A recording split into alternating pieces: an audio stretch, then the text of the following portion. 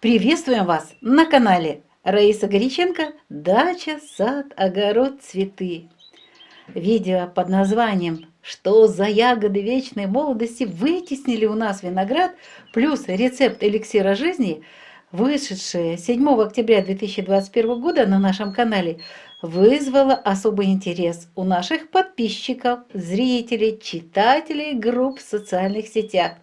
Буквально за сутки поступили с десяток различных вопросов по теме выращивания актинидий. На часть этих вопросов мы ответим в сегодняшнем видео. А начнем с исторической справки об этом уникальном растении. Это очень интересно, поэтому хочу поделиться вот этой информацией с вами. В природных лесах вот эти чудодейственные лианы растут в Японии, Китае, Корее, Вьетнаме, в Малайзии, Индии, Непале, а также на островах Ява и Суматра в Индонезии. Актинидии также аборигены лесов далекого востока России. В Европу растения актинидии были завезены в начале XIX столетия участниками различных экспедиций.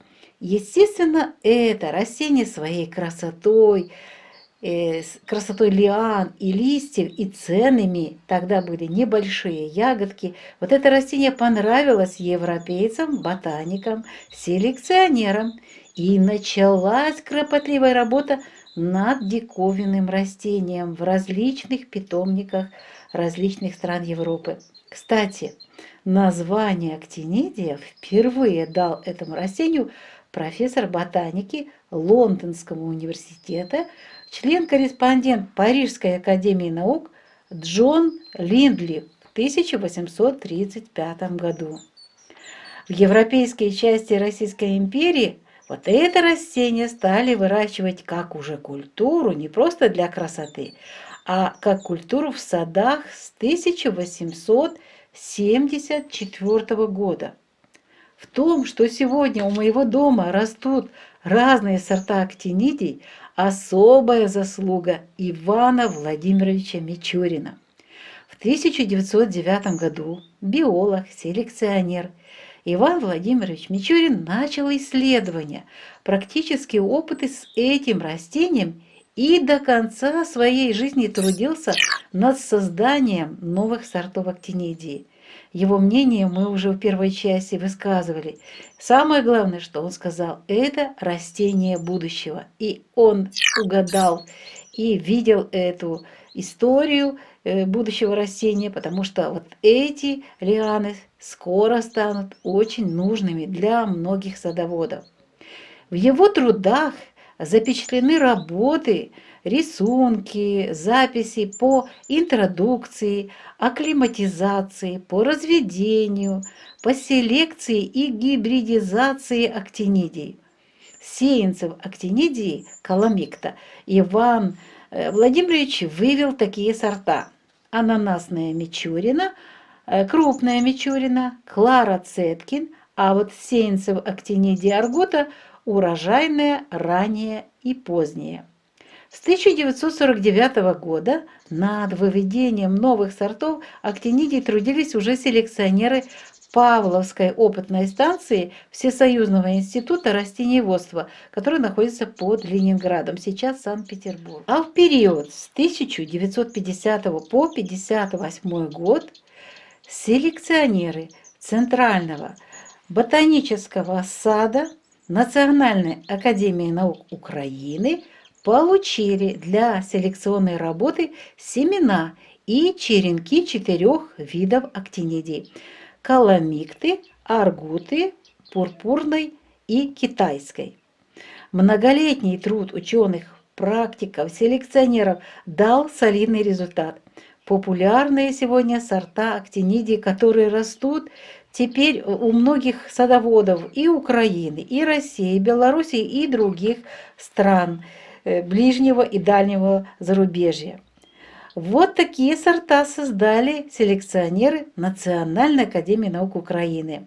И они, кстати, очень популярны. Это пурпурная садовая, изумрудная сентябрьская, киевская гибридная, киевская крупноплодная, фигурная, лакомка. И сейчас очень много появляется новых названий и других сортов вот этих прекрасных растений. Два первых саженца, которые у меня появились, это киевская и самоплодная. Они из частной коллекции, которая, кстати, я так понимаю, выращивалась из растений ботанического сада Национальной академии наук Украины. А вот остальные саженцы – это пришельцы из интернет-магазинов, которые также пользуются услугами и саженцами садоводов, аматоров, которые занимаются размножением актинидий и киви. Единственное, что точно мне известно, что интернет-магазин Флориум продает саженцы вот нового сорта актинидия аргуты катруси из Нидерландов. Они имеют на это документы, и это у них доказано. Это новый сорт, и я, естественно, его купила недавно для себя и для сестры Катерины, потому что имя такое Катруся, и она тоже уже разводит, она живет на севере Одесской области и тоже уже имеет несколько растений от меня в своем саду. Ну а теперь после такого долгого рассказа о происхождении актинидий и возможных путях появления лиан у нашего дома отвечу на вопросы о времени посадки. Осенью все-таки или весной? Многие именно так задают вопрос. Мы выписали два сорта в интернет-магазине Флориум в этом году весной, в апреле. Называются они пурпурные и фигурные. Имея печальный опыт с интернет-магазином Агромаркет, саженцы я уже не высаживала сразу в грунт, хотя это были на вид, вот вы сейчас увидите, здоровые однолетние растения. Посмотрите, что я сделала. Не высадила в открытый грунт. Смотрите. Эти мы получили, пурпурные. И сейчас я хочу, видите, они отошли уже после буквально 2 дня и уже пришли в чувство, начали почки, потому что в теплице. Но сейчас мне нужно их пересадить, перевалку сделать. Вот еще влажная земля. Но я делаю снова же во влажную землю, не поливаю. Вот таким образом. Потому что их высаживать еще нельзя. Это много. Потому что, во-первых, перепады температуры. Молоденькое растение. Вот. И непонятно, что еще будет, чтобы почки не замерзли, и растение вегетировало. Мы до теплого времени спрячем. И, кстати, кошки. Кошки обожают. Именно молоденькое посадишь. И они его очень любят грызть. Вот эти молодые веточки. Вот, пожалуйста, я посадила. И сейчас второй.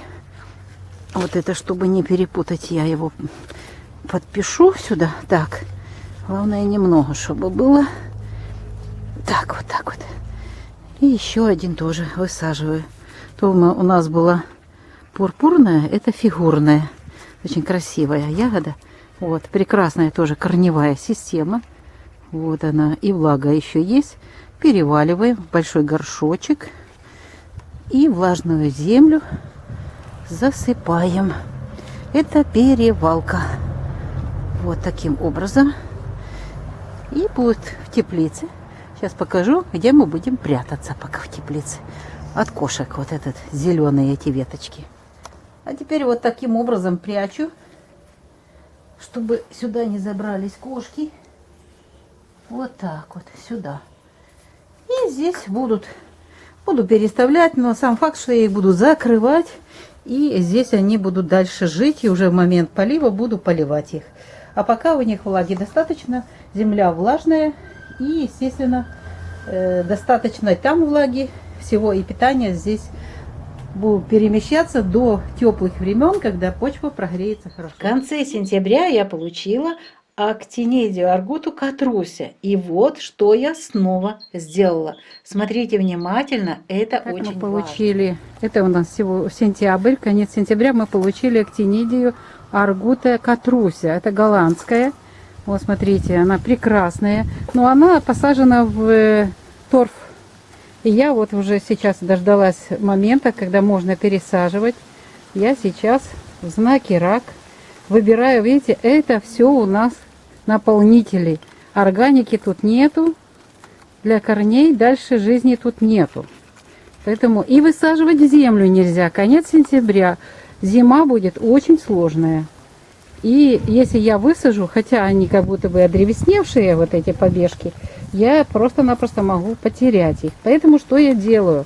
Это, кстати, нужно знать и использовать этот метод тем, кто покупает в горшках. Это проблема. Вот смотрите, видите, это удобрение. Долгоиграющие. Вот желтая такая, видите? Сейчас я вот достану. Вот они. Это удобрение поливается, и оно кормит вот эту корневую систему. Потому что здесь был торф. Торф и вот еще наполнитель беленький такой. Вот такой, как этот. Не могу сказать точно какой. Смотрите, корешки очень хорошие. Я их не нарушаю, но я их освобождаю. И чтобы они у меня зимой выжили, весной тронулись в ход растения, зимой будут формировать дальше маленькие такие ворсистые корешочки. Я беру большой горшок. Здесь у меня объем около 3 литров. На дно устанавливаю вот такие полистироловые кусочки. Это обязательное условие. Я уже, как появился вот этот материал, я перестала использовать окатыши. Они тяжелые, напитываются различными спорами грибковых заболеваний. Сейчас это опасно. Вот смотрите, вниз тепло. Далее я беру чисто у меня земля из огорода, то есть из сада. И сюда добавляю кокосовый субстрат. Она тоже должна быть такая мягкая, но у меня земля просто садовая.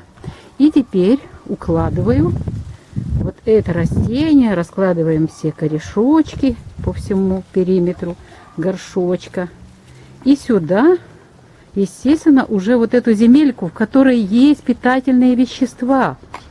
И она, благодаря кокосовому субстрату, она, кстати, вот такая мягенькая. Вот это, что вы забрали, это тоже можно сюда же, это все-таки родная земля, так называемая, тоже можно сюда добавить. Это будет нормально. Вот так вот. И нужно хорошенько уплотнить землю. Вот. И теперь остается полить, что я сейчас и сделаю. Обязательно тут вот надо полить. Потому что дальше у нас дни такие, когда поливать нельзя. Вот. И почва у меня, видите, не сильно она рассыпается, она не влажная такая, как надо. Поэтому я поливаю вот эти горшочки. И теперь остается еще в теплице тепло. Они у меня 3 дня находились на подоконнике. Видите, они пришли в чувство. Я вам показывала, какие они были с посылки, бледненькие. Вот они пришли теперь в чувство. И я теперь их пересадила. Ну, сюда же снова же присыплю вот этой земелькой. Практически вот будут пока в теплице, пока не будут заморозки. И то же самое сделаю со вторым растением. Рассмотрим формировку на конкретном примере. Вот очень урожайная у нас получилась. Это вот актинидия киевская. В этом году мы собрали 5 килограммов с этого куста. Что мы поняли, когда выращивали уже в прошлом году, в позапрошлом году. Вот лианы идут. Мы оставили, смотрите, несколько веток основных. Здесь даже у нас идет 4 ветки. Вот одна. Вот она. Сейчас вот наверху идет. 2, 3 и 4. Здесь они посажены на расстоянии очень близко. Здесь дальше польская идет. Это, кстати, не очень хороший вариант, но так как у меня беседка, я планировала поднять, ну, в данном случае тут у меня будет 3 побега, поднимаю их наверх, на беседку. Беседка у нас высота где-то 2,70 и ширина вот беседки двора тоже где-то 5 метров. Так что тут предостаточно. А пока она будет подниматься, вот смотрите, сколько здесь сформировано веточек боковых. Самого изначального, вот снизу, смотрите, шла веточка. Я ее обрезаю. Обрезаю только летом. несколько обрезок, только в благоприятные дни. Обрезала, снова обрезала. И опять обрезала. И здесь тоже. Вот у нас получается, постоянно идут обрезки. И вот сформировалась уже в этом году. Видите, она уже остановилась в росте. Естественно, уже зима. Еще хочу показать. Здесь много-много разных веточек. Самое интересное, что актинидия будет на следующий год. Здесь же тоже будут цветочки. Она по 3-4 года плодоносит на одной веточке. То есть ее обрезать не надо. Мы только обрезаем кончики. Вот здесь поломался кончик. Вот снова вот веточка. Это сухая. Мы ее будем убирать. Далее вот с одной веточки пошли две. Видите? Две веточки. Вот в следующем году весной из них пойдут снова веточки. Мы снова их летом будем где-то, ну, по правилам 5-6 почек. Я все-таки сделала здесь, смотрите, одна почка, вторая, третья, четвертая, пятая, шестая. Вот, можно будет кончик обрезать, но я его оставила, потому что здесь нагрузка большая, и они дальше не будут расти. Где-то 6-8 почек нужно оставлять. Вот, смотрите, снова же очень хорошо видно. Вот, маленькие такие, вот основной побег. Если бы я его не обрезала, вот этот, видите, он изначальный, то, естественно, он бы один тянулся, и мы бы урожая не видели. Их надо постоянно вот этой обрезкой заниматься. Это обрезка, формировка урожая. Здесь пошел боковой, вот на нем, и один. И вот смотрите, уже в этом году наросли. Вот этот год у нас вот такой прирост. Вот это было. И плюс я обрезала, я получила еще одну веточку. И здесь уже на этих веточках в следующем году будет урожай. Вот этот я не обрезала. Я уже буду обрезать весной. В конце весны, в начале лета. Вот здесь хорошо видны, еще ягодки есть. Вот, смотрите, тоже здесь веточки боковые. Когда их кончики обрезаешь, оставляешь где-то 6-8 почек, то вот они, видите, здесь даже больше. Но начальная веточка была где-то 8 почек. Вот оставила. Когда я обрезала, пошли вот из боковых почек веточка, одна, вторая и плюс еще одна веточка. Вот это у нас такой прирост получился. В прошлом году обрезана одна, сформировалась на зиму одна, вторая и вот эта веточка. А уже в этом году урожай был. И за лето только вот этот кусочек нарос.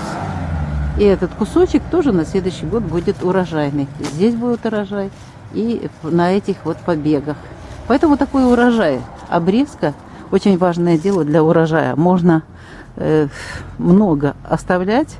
Вот у меня здесь более молодая, вот это 3-й год. Это у нас именно актинидия польская. Кинсред. Видите, какая она красивая. Вот. Очень красивые, крупные ягоды. Вот. Здесь у нас, естественно, я ей оставила многовато. Но думаю, что вот обрезка будет, снова же буду обрезать. Я уже обрежу ее весной. Но вот здесь была уже тоже обрезка в течение сезона. Вот смотрите, как здесь интересно. Вот идет ветка. Вот она ветка, там внизу еще одна ветка. Вот она, я сейчас показываю, да? Сейчас вот возьмем листики уже. Все равно отработали свое. Вот идет побежек. Вот он идет. Вот я его взяла и кончик срезала. Видите? Срезан кончик был. И что у нас получилось? Начали нарастать боковые вот эти веточки. Вот их много. Ну, я теперь думаю, что я срежу еще на этой, оставлю тоже 8 почек. 1, 2, 3, 4, 5, 6. Я уже срез делаю в знаке Козерог. Хочу именно в этот день еще вот эти срезанные веточки отправить на черенкование, на размножение. И вот эту веточку можно спокойно будет обрезать. А вот этот побег у нас дальше, вот он растет, поднимается. Ага, вот этот побег, вот, видите, он длинный вверх, он пойдет вверх. И там будет дальше формироваться. Если я его срежу сейчас, вот эти боковые буду, видите, срезаны. Вот очень хорошо видны, да? Я вот так буду их срезать. И они, естественно, формируют новые. Из почек выходят вот эти новые веточки. Вот новые. И на следующий год здесь уже будет урожай. Вот здесь видно, видите, я срезала веточку. Это летняя срезка была в начале лета. Выросла, вот такой кусочек вырос. Я снова срезала, и у нас нарос вот такой тоненький побежек. Вот. Его тоже нужно будет срезать. Это мы сделаем уже в Козероге. Правда, с этого побега можно маленький череночек будет сделать. Посмотрим, как оно получится. Но нужно вот таким образом. Сейчас я просто снова же листья убираю. Это очень важно. Это вот урожай. Есть урожай. Вот очень хорошо видны вот ягоды, да, смотрите, ягоды формируются. Здесь вот то же самое, видите, здесь я уже собрала урожай. С бокового вот этого побежка пошел, видите, еще один кусочек. И сразу же здесь зацвели цветочки, и уже есть урожай. То же самое здесь, смотрите, тоже боковой пошел, это вот этого года. Вот, видите? Вот верхушка там была просто поломана, и вот он так себе сформировался. Если их оставлять, не прищипывать, не просто-напросто не срезать, режем, собираем только в летний период. Я попробовала в феврале, плакало одно растение, и практически оно погибло. Вот смотрите, снова же очень хорошо видно, тут уже почки плодовые видны хорошо. Если мы не вздумаем цвести рано, то здесь будет тоже хороший урожай. Вот видите, здесь снова же идут боковые. Вот как он формирует урожай. Мы постоянно летом ходим и в определенные дни, благоприятные дни, на убывающей луне, вне знака земли или воздуха, я делаю вот такую обрезку. И получается, они как стена растут. Вот здесь немножко торчит, но это здесь ягоды не выходят за пределы так особо. Удобно здесь. Вот смотрите. Получается, а вот мальчик, мужское растение. Здесь рядышком у нас у дома растет вместе рядышком с елкой. Ему очень нравится елка. Видите, что делается? Они даже на елку забираются, эти побеги, лианы. Мы его тоже обстригаем, потому что должны быть цветочные почечки. Хотя все осыпается, нет урожая. Ну вот здесь вот такое место для того, чтобы тоже, кстати, у нас здесь находится беседка такая своеобразная вокруг дома. И здесь этому растению свобода. Одно растение, вот оно, смотрите, уже оно старше всех получилось. Здесь у нас 5 основных старых побегов уже, довольно-таки мощные. Вот уже мощные здесь молодые нарастают. Вот какое оно. Еще с этой стороны. Занимает, конечно, много места, но здесь место как раз не для урожайных лиан. А здесь с елкой они вместе дружат. И очень даже хорошо, потому что елка, под елкой всегда кислая почва. Ну вот я вам показала мальчика без урожая, но зато видно, что он мощный, здоровый куст. Здесь ему место и для полива, потому что здесь и водичка собирается во время дождя. Вот здесь растет мальчик киви, мини-киви актинидии. На большую часть вопросов мы ответили вот этой второй части видео, которое посвящено актинидии. Но еще есть вопросы, и знаем, что у вас также появятся новые темы, новые вопросы по возделыванию этого чудодейственного растения. Так что тема открыта, и продолжение, естественно, следует. Ну а мы, авторы канала Раиса Греченко, Александр Волик, завершаем сегодняшнее видео позитивными пожеланиями вам здоровых растений в ваших садах. Обязательно изучайте эту тему и найдите способ тоже посадить у себя эти очень нужные растения. Мы, авторы канала Раиса Горяченко и Александр Волик, завершаем сегодняшнее видео и говорим вам до новой встречи на нашем канале. А продолжение темы обязательно будет, но чуть позже.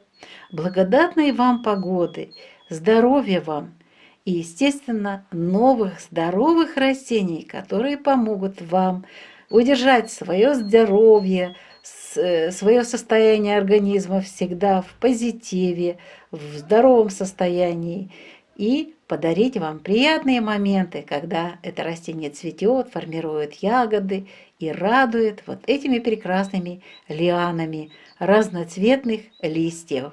Всего вам самого доброго!